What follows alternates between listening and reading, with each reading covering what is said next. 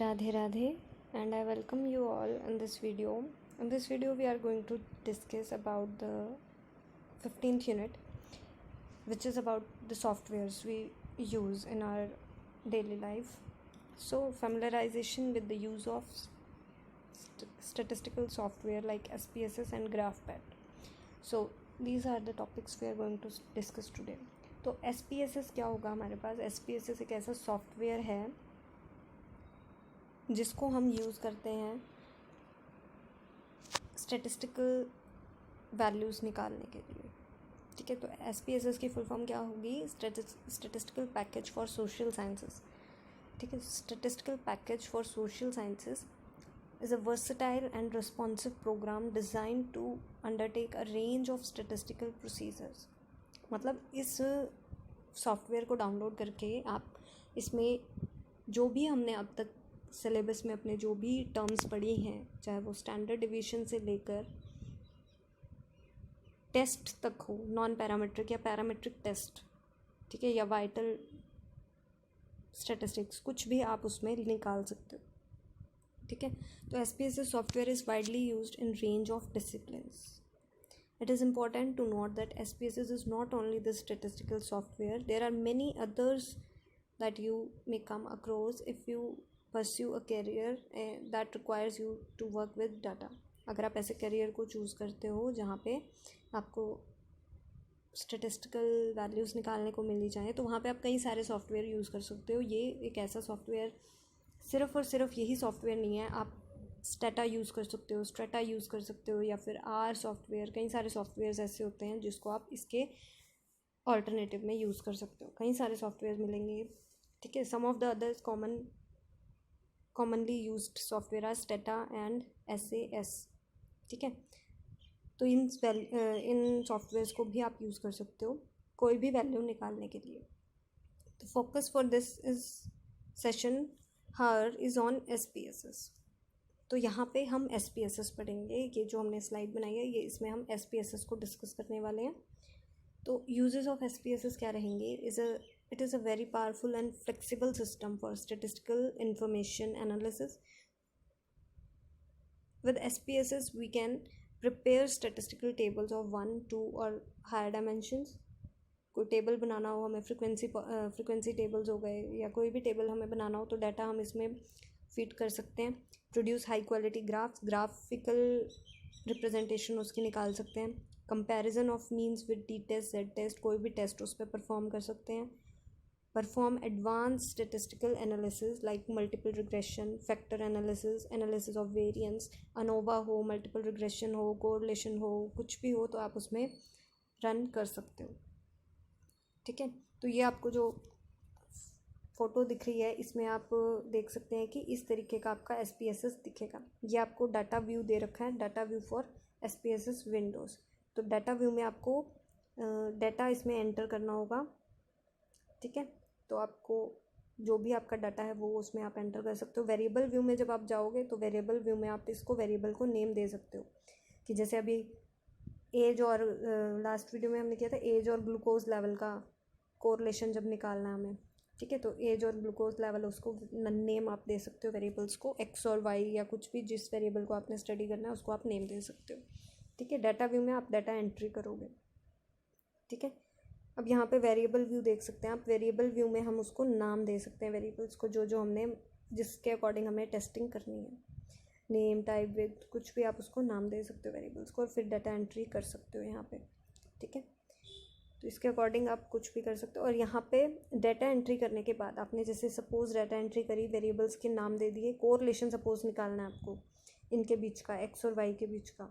ठीक है, तो कोरिलेशन आप यहाँ पे निकाल सकते हो. ये आपको कई सारे वो दिख रहे हैं एनालाइज पे जाके. ठीक है, एनालाइज आपको वो दिखेगा कि क्या आपको एनालाइज करना है. ठीक है, तो यहाँ पे आपको कई सारे वो दिखेंगे डिस्क्रिप्टिव स्टैटिस्टिक्स. जब आप डिस्क्रिप्टिव स्टैटिस्टिक्स पे जाओगे तो वहाँ पे मीन, मीडियन, मोड के कॉलम्स आएंगे. तो आप उसमें सिलेक्ट कर सकते हो कि आपको मीन निकालना है, मीडियन निकालना है, मोड निकालना है, या इस तरीके से डिस्क्रिप्टिव स्टैटिस्टिक्स आ जाएगा. टेबल्स जब आप निकालोगे, टेबल्स पे आपको फ्रीक्वेंसी टेबल मिलेगा और कई टेबल्स मिलेंगे, तो वो आप देख सकते हो. कंपेयर मीन पे जाओगे तो वहाँ पे भी आपको मीन कंपैरिजन के कई सारे ऑप्शंस मिल जाएंगे कि किसके हिसाब से आपको कंपेयर करना है। लीनियर मॉडल पे जाओगे तो वो आपको लीनियर मॉडल के अकॉर्डिंग दिखाएंगे, ठीक है। तो इस तरीके से आपको जो भी इस पे जाओगे तो आपको कई सारे, जैसे अब यहाँ पे नॉन पैरामीट्रिक टेस्ट लिखा हुआ दिख रहा है आपको, तो नॉन पैरामीट्रिक पे जाओगे तो वो टेस्ट की लिस्ट दे देगा कि कौन सा टेस्ट आपको अप्लाई करना है, तो आप सिलेक्ट करके उसके अकॉर्डिंग टेस्ट अप्लाई कर सकते हो, ठीक है। रिग्रेशन पे आप जा सकते हो, रिग्रेशन निकालना है तो रिग्रेशन के भी कई सारे वो दिखा देगा, सिंपल रिग्रेशन, मल्टीपल रिग्रेशन, ठीक है, पार्शियल रिग्रेशन। तो इस तरीके से आपको वो कई सारे दिखा देगा कि आपको क्या निकालना है। तो ऑप्शंस आपको मिलते रहेंगे। कोरिलेशन अगर आपने निकालना है तो यहाँ पे कोरिलेशन के दे रखे हैं, बाई वेरिएट निकालना मतलब दो वेरिएबल्स एक्स और वाई के बीच में निकालना, पार्शियल कोरिलेशन निकालना है, ठीक है। तो इस तरीके से आपको वैल्यूज़ दे देगा, तो आप इसमें से कुछ भी निकाल सकते हो। तो सिंपली आपको डाटा एंट्री करनी है और आपकी आउटपुट, आपको जो भी आउटपुट निकालनी है आप उस पर ऑप्शन सिलेक्ट करोगे और आपको आउटपुट मिल जाएगी, ठीक है।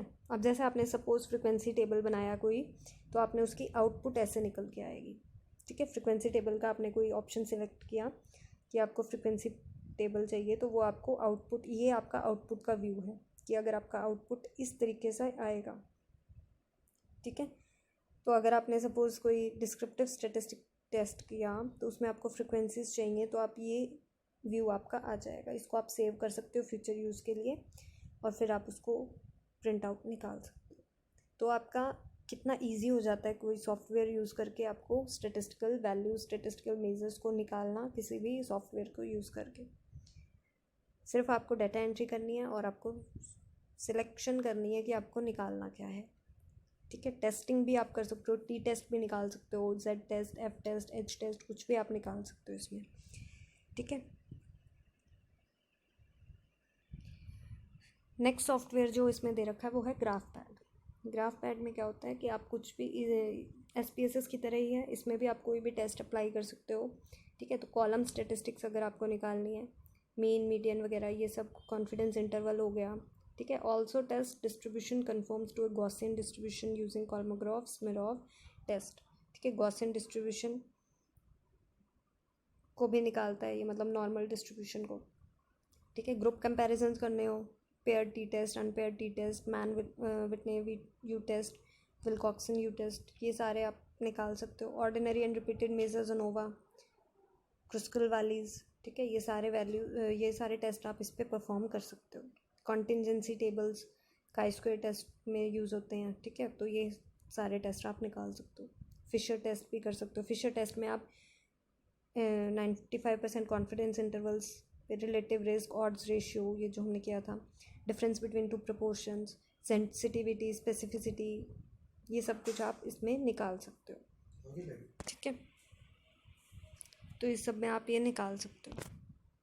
लीनियर रिग्रेशन और कोरिलेशन भी आप निकाल सकते हो, उसमें से आप स्लोप और इंटरसेप्ट भी कैलकुलेट कर सकते हो 95% पे, या कॉन्फिडेंस इंटरवल आप चेंज भी कर सकते हो। 95 इसलिए क्या है क्योंकि ये जनरल होता है, ठीक है। तो चेंज भी आप कर सकते हो कॉन्फिडेंस इंटरवल को। फोर्स द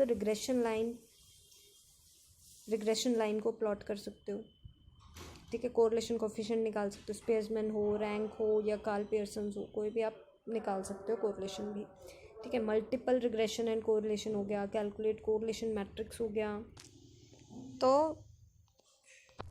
तो यहाँ पे आप मल्टीपल एंड कोरिलेशन निकाल सकते हो, मल्टीपल रिग्रेशन, कोरिलेशन मैट्रिक्स निकाल सकते हो, मल्टीपल रिग्रेशन, एक्स वेरिएबल और वाई वेरिएबल को यूज़ करके। बस आपको ये सिलेक्ट करना है डिपेंडेंट वेरिएबल कौन सा होगा, इंडिपेंडेंट वेरिएबल कौन सा होगा, ठीक है। इसको सिलेक्ट करना पड़ेगा आपको और फिर आप निकाल सकते हो।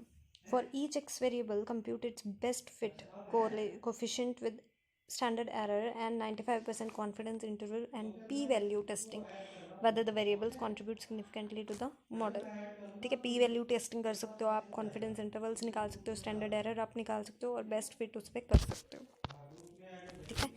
यहाँ पे आपको पिक्चर दिख रही है, तो ये जो फ़ोटो है, ये जो पिक्चर है ये थोड़ा क्लियर नहीं है, बट फिर भी आप देख सकते हैं कि यहाँ पे ग्राफ, यूजिंग ग्राफ हम कई सारे ग्राफिकल वे दिखा रखे हैं हमने, ठीक है। अगर आपको 2 वे टेस्टिंग करनी है अनोवा की, यहाँ पे आप देख सकते हैं ये आउटपुट व्यू है, ठीक है। तो आप यहाँ पे देख सकते हैं कि कुछ भी आप इसमें टेस्ट कर सकते हो। अनपेयर टी टेस्ट आपको यहाँ पे वो दिख रहे होंगे, तो आपको सिलेक्शन करना है। यहाँ पे ये सिलेक्ट हुआ है 2 वे अनोवा, तो 2 वे का इन्होंने 2 वे अनोवा बताया है, ठीक है।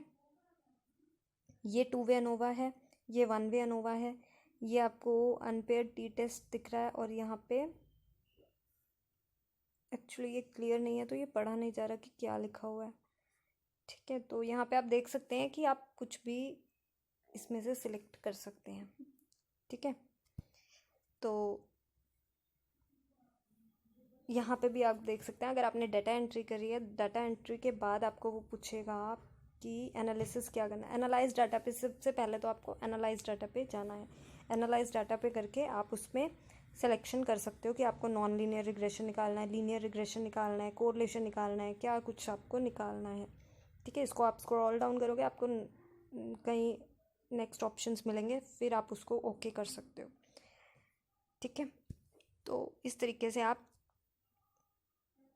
दोनों सॉफ्टवेयर यूज़ कर सकते हो। बेस्ट हमारा SPSS रहता है कि हम SPSS ज़्यादातर यूज़ करते हैं, तो SPSS इज़ द बेस्ट। और वहाँ पे आप कुछ भी कैलकुलेट कर सकते हो विदाउट यूजिंग अ पेन और पेपर, ओके। तो यहाँ पे आपको सिर्फ डाटा एंट्री करनी है और आप कुछ भी टेस्ट सिलेक्ट करके आप उसकी आउटपुट ले सकते हैं, ठीक है। So this was the video about 15th unit, and now your syllabus is completed, so we'll meet till then. Radhe Radhe.